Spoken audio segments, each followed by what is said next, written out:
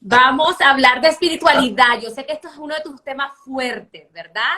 ¿Qué te mueve a hablar de espiritualidad? Porque yo sé que tenés programas, meditaciones, unas cartitas bellas, tenés material. ¿Qué te mueve Mira, a ocuparte eh, de este tema? siempre mi, la curiosidad me movió siempre. Creo que ha sido mi motor. A mí no he tenido acontecimientos extraordinarios en mi vida de estos que te exigen grandes respuestas.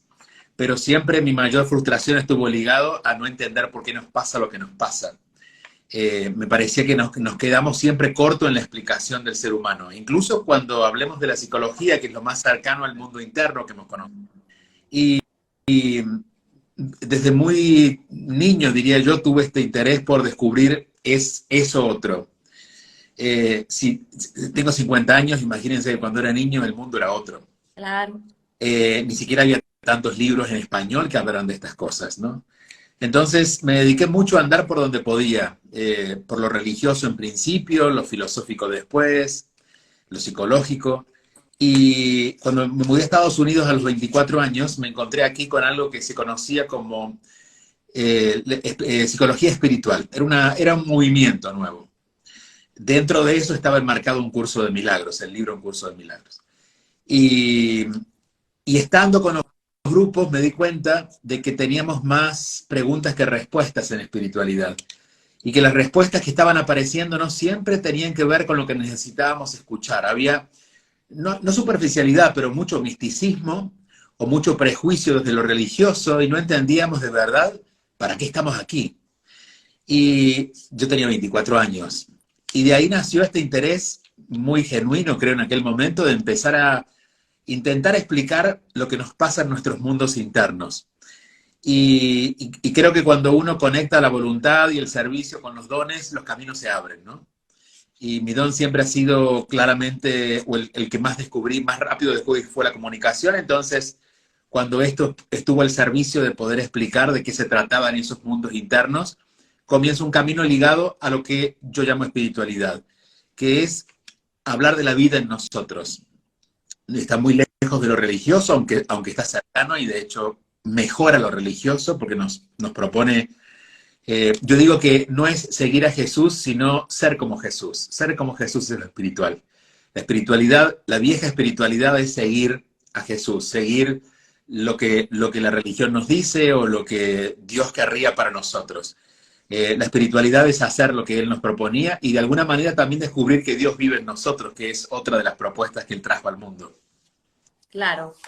Me encanta esa definición porque es muy humana, porque al final somos humanos, aunque somos seres espirituales, y nos permite de una manera más tangible poder alcanzar eso. ¿Cómo se define un ser espiritual, Julio? ¿Cómo es alguien que es espiritual? Básicamente con capacidad de amar. El amor, el Que, amor. que algo, digamos, hay algunos elementos muy claros en todos los seres humanos, porque todos estamos vivos porque tenemos un espíritu. Estamos conectados ahora no porque la mente funcione, no porque nos corra sangre, sino que nos corre sangre y la mente funciona porque es el espíritu que nos da vida. Cuando ese espíritu se retira del cuerpo, la vida no da más. Entonces, somos esa vida espiritual que usa el cuerpo para estar en contacto con el mundo, ¿no? Entonces, cuando empezamos a buscar las variables que determinan la espiritualidad, yo diría que hay dos muy grandes o muy claras. La primera es la capacidad de amar que solo el espíritu tiene. La mente no sabe amar.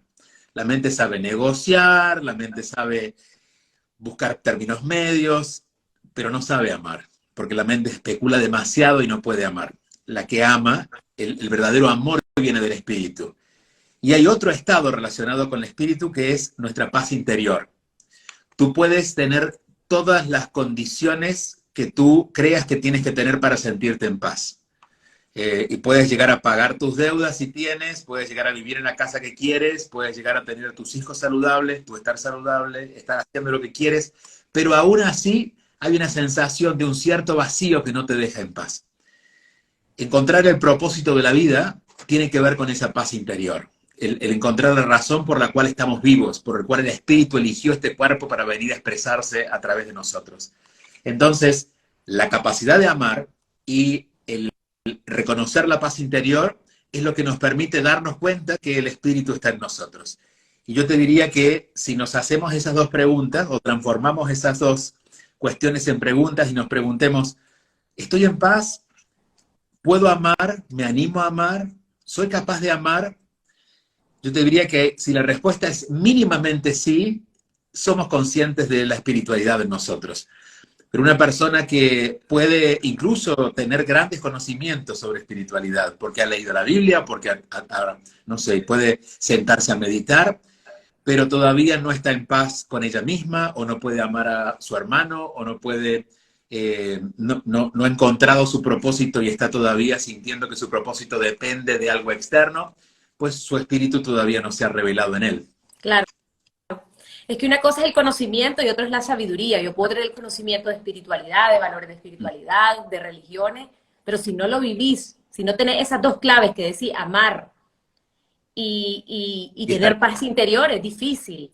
O sea, si tenemos una vida llena de conflictos, tenemos conflictos no resueltos, tenemos rencores, estamos cargando asuntos del pasado, no hay espiritualidad. Igualmente, y eso es lo que enseño en la escuela de inteligencia espiritual, no podemos resolver todos los conflictos.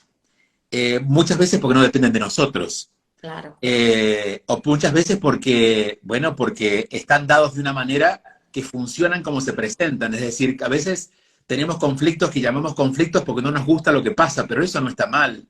Quizás el carácter de nuestra madre o la característica de un hermano o la razón por la cual estás en ese trabajo te está sirviendo. Entonces, a veces el conflicto viene a favorecernos, ¿no? O la dificultad viene a favorecernos.